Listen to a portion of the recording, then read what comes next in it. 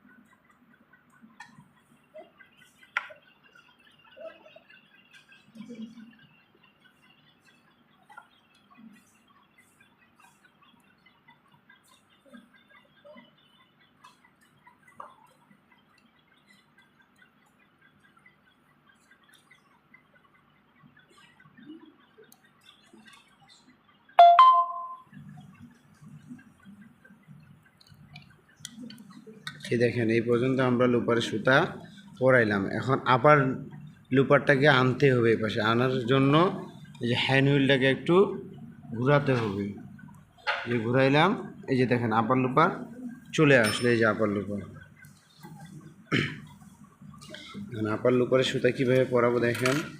যে টুইজার দিয়ে এভাবে ধরতে হবে, ধরার পরে এটাকে আমার এই যে নিচ দিয়ে সুতাটাকে পরাই দিতে হবে। এই যে দেখেন এই পাশে বের হয়ে গেল, এই যে সুতা বের হয়ে গেল।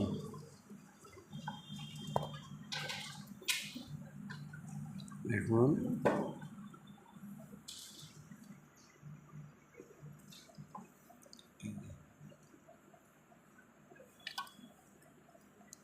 এই দেখেন আপার লুপারে সুতা পরানো হয়ে গেল।